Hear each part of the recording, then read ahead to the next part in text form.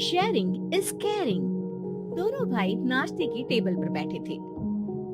प्रियंका, मेरा नाश्ता कहाँ है? भाभी, मुझे भी ऑफिस के लिए लेट हो रहा है। इस पर प्रियंका किचन में से दोनों के नाश्ते की प्लेट्स लेकर बाहर आती है। लो भाई, आप दोनों का नाश्ता। किसी को भी 1 मिनट का सब्र नहीं है। ये प्रियंका का ससुराल है, जहाँ कोई औरत ना होने की वजह से शादी वाले दिन से ही घर के साथ दोनों भाइयों की जिम्मेदारियां प्रियंका संभाल लेती है। दोनों भाई शांति से नाश्ता कर रहे होते हैं कि अंकुश अपने भाई की प्लेट से पराठे का एक टुकड़ा उठा लेता है।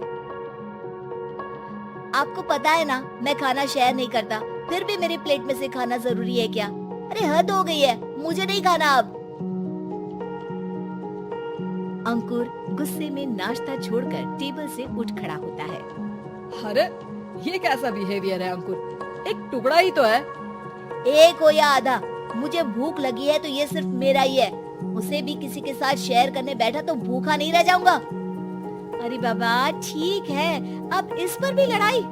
दूसरा बना देती हूँ, पर प्लीज ऐसे खाना बीच में छोड़कर मत जाओ, इससे अन्न का अपमान होता है। ओ प्लीज भाभी, ऐसी कोई चीज होती ही नहीं है। आपके पास पैसे हैं, खरीदो और खाओ। अगर नहीं खाया जाए तो फेंक दो। अरे दुनिया में सब यही करते हैं। अंकुर बैग उठाकर ऑफिस के लिए चला जाता है, जिसके पीछे उसका बड़ा भाई मायूस सा घर में खड़ा रह जाता है। जिसने बचपन से सोने की चम्मच में खाया हो, उसे दुनिया के बारे में क्या पता होगा। वैसे गलती तो हमारी ही है। अगर कभी बचपन में ही सही गलत का फर्क सिखाया होता तो आज ये हाल नहीं होते। आप फिक्र क्यों करते हैं जी?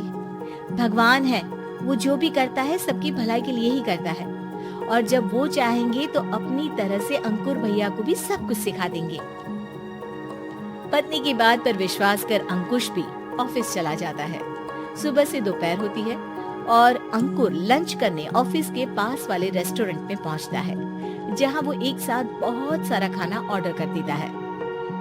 सर, क्या कोई आपको ज्वाइन करने वाला है? नहीं तो क्यों? अब कुछ नहीं सर, ऐसे ही। वेटर चला जाता है और कुछ देर में अंकुर का ऑर्डर लेकर वापस आता है, जिस पर अंकुर सब डिशेस में से थोड़ा थोड़ा खाकर बाकी ऐसे ही छोड़कर बिल देकर चला जाता है। वाह भगवान, तेरी माया। कहीं कोई एक एक टुकड़े के लिए तरसता रहता है और ये 5 लोगों का खाना ऑर्डर करके एक का भी पूरा नहीं खाते। पैसे वालों की माया।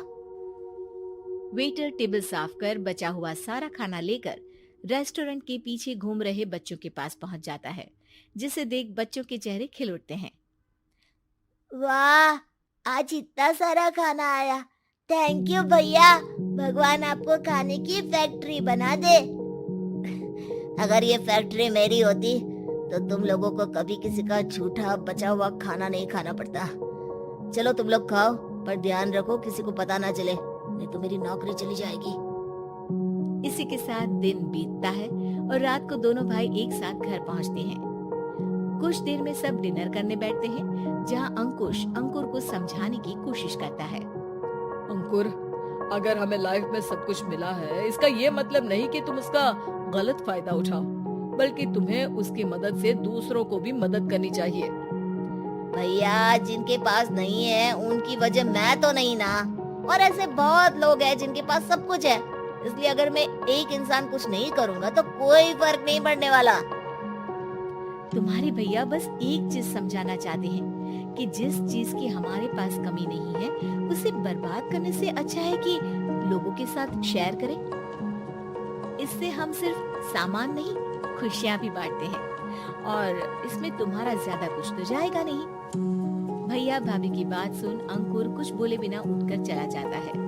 इसी तरह दिन बीतते रहते हैं, जिसमें अंकुश और प्रियंका कोशिश तो बहुत करते हैं, पर अंकुर पर किसी भी चीज का कोई असर नहीं पड़ता। एक दोपहर अंकुर सैंडविच खाते हुए सड़क के किनारे चल रहा होता है। तभी उसकी नजर आइसक्रीम वाले पर पड़ती है और वो सैंडविच सड़क किनारे फेंक आइसक्रीम खरीदने पहुंच जाता है। अब इसे कहते हैं जिंदगी का सुख। जैसे ही अंकुर आइसक्रीम लेकर पीछे मुड़ता है तो एक आदमी को सड़क से वही सैंडविच उठाते हुए दिखता है। वो आदमी बहुत कमजोर, गरीब, जैसे बहुत दिनों से खाना ना खाया हो वैसा लग रहा था। अंकुर उसके पास जाकर खड़ा हो जाता है। उसे देखकर आदमी सैंडविच अंकुर की तरफ कर देता है। आपको भी खाना है क्या? क्या हम इसे आधा आधा कर ले? मुझे बहुत भूख लगी है। वो मेरा ही झूठा सैंडविच है, तुम दूसरा खरीद कर क्यों नहीं खा लेते? इसे क्यों खा रहे हो? अरे भैया, अगर खरीदने के पैसे होते तो 4 दिन से भूखा नहीं घूम रहा होता। हैं? क्या तुमने 4 दिन से कुछ नहीं खाया, फिर भी इस आधे सैंडविच को मेरे साथ बांटने के लिए तैयार हो गए? क्यों?